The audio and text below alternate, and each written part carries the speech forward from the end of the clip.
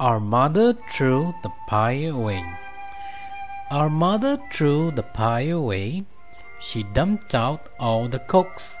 She kept the beans and leafy greens and leeks and artichokes. She chucked the cheese and chocolate chips. She pitched the pudding out but kept the beets and broccoli and jars of sauerkraut. She canned the cakes and cookies, and she ditched the donuts too, but kept the kale and carrot sticks and celery and tofu. She jettisoned the junk food. She tossed out every treat. So now our house is only foods that no one wants to eat. This happens to us every year. It seems to be our fate. Our mom goes on a diet and we all start losing weight. The end.